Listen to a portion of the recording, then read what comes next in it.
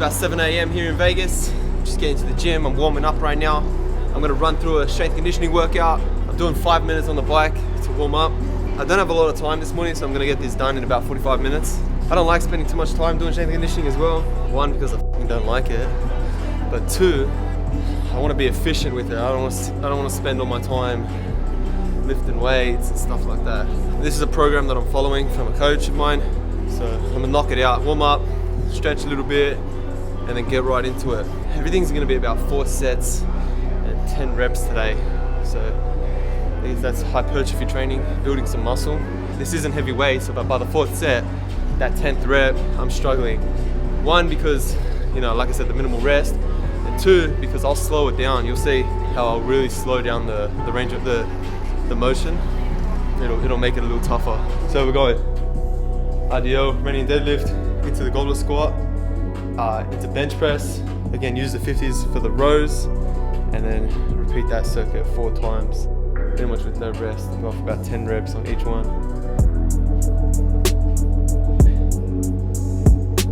If you're trying to become a fighter, the most important thing to do is to train boxing, right? Or whatever your sport is. That's the most important thing. Everything else is secondary to that. Depending on how you feel, your hardest session needs to be a boxing session. You don't want to save energy for strength conditioning, You don't want to save energy for your run. You want to go all out on your boxing workouts. In my opinion, that's where all your attention should go, and then the rest is what you need to do with your strength conditioning to build up your body. But whether you do it before or after training, look, it doesn't really matter.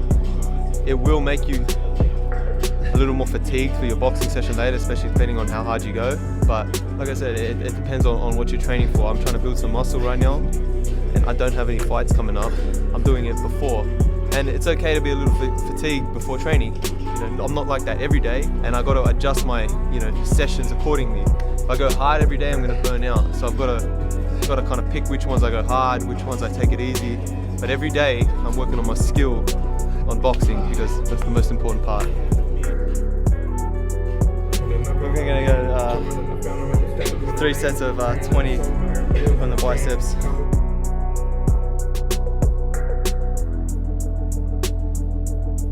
That was a quick 45-minute circuit, including the warm-up.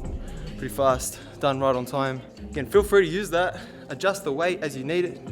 Adjust the reps. You don't have to copy me exactly, but you can put something like that together and go heavier, go lighter, do more reps, do more sets, do less.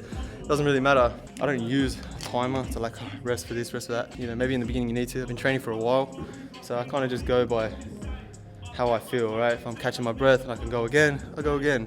I have a friend that's coming in right now, gonna help him get back into shape. I might even put him through the circuit, and then after that, we got boxing training.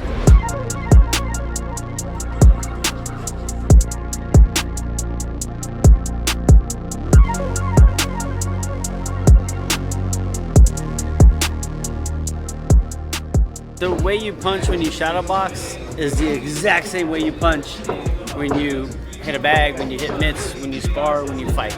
You're in control of your own body.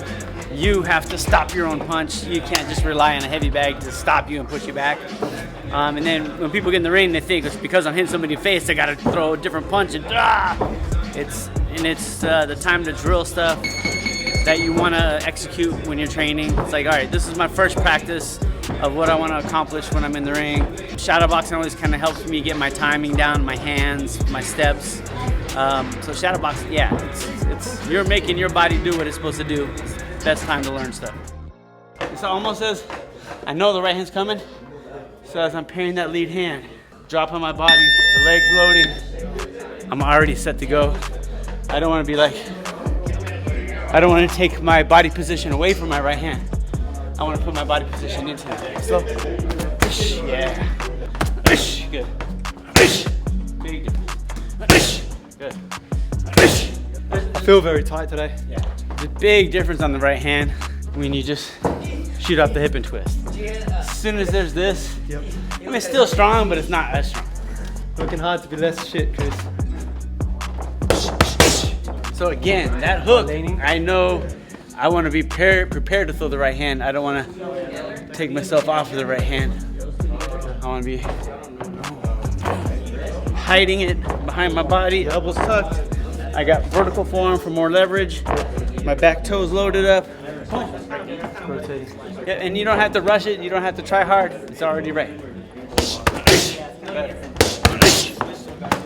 So, like that jab especially, you know where I'm gonna be. Yeah. I'm gonna make my jab count. I know, boom, that they're right there. I wanna, you know, the Mike Tyson crunch the nose to the skull jab, right? Loose. Good. Feet. Good. I see exactly what you're talking about. And I just see that. That's what I'm doing wrong.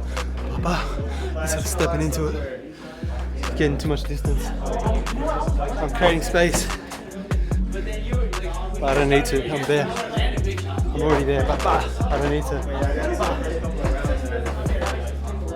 Gotta know when to step back and when to stand your ground.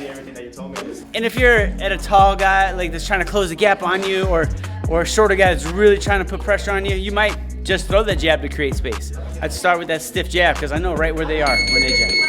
I keep trying to give myself more room than I really need. I'm reaching into you, yeah. Just keep that leg loaded though. That's it. Just jab at me. Like, you know, I'm coming straight on. I'm making sure I get that extension before I get the step there. I'm giving you back here because I know you got more range than me, but drive. Like, boom. There you go. So a lot of times I like using a step to place my punch, so I'm in control of it whether it lands or not.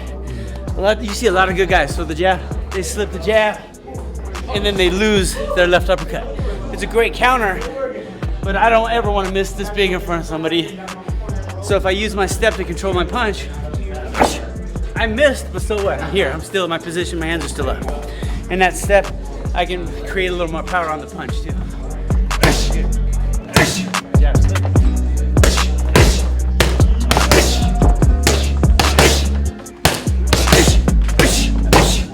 Tuck and hide between each.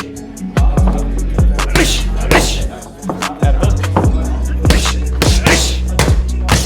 Don't muscle it. Straighten it out.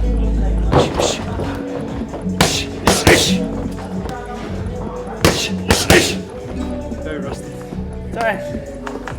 I just noticed that on the bag, I'm throwing it here, but I wouldn't be there. That'd be like a slip cross.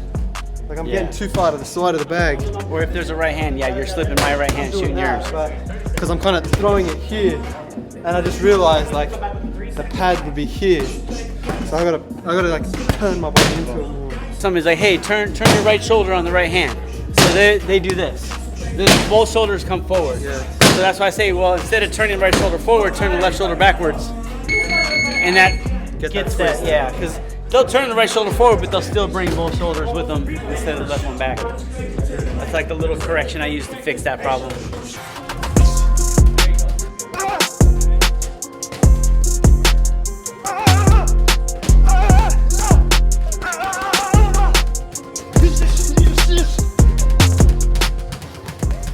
Honestly, I didn't feel like doing that today. I was like, I'll just go through the motions today. When you're congested and you can't breathe, you know, you can't relax with your punches. Breathing is everything. You know, breathing is everything in boxing. But you know what? At the end of the day, you just got to do it. And I was telling myself before we started training, I was like, I do not feel it today.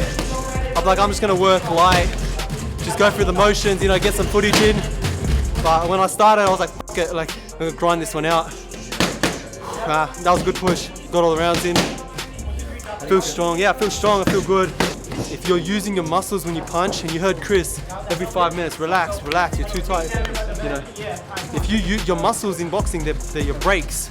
They're your braking system. If you fight with your brakes on, you can't punch as fast as you'd like to punch. You know, you need to relax. So your muscles are your brakes. You know, don't drive your car with the handbrake on. It'll slow you down. So, you know, as you can see today, I was tight. Everything was tensed. Part of these training sessions is why you got to stay consistent with your training. You get to the fight, and for some reason you don't feel good. There's no like, oh, let's do it tomorrow, let's wait till next week. You got to fight with how you feel. So these are the training sessions in days like this where you don't feel 100%, whatever the fucking excuse is, you got to do it anyway, because then you know what it takes the next time. It may not be the best session there, but you know, for next time you know what you can and can't do and how hard you can push yourself. And usually the days that you don't feel like doing it turn out to be some of your best days. So I hope you enjoyed that training session. Like and subscribe. Remember, if you want to know more about boxing and get more into the fundamentals of it, we have a free course in the link below. Check it out. We'll see you on the next one.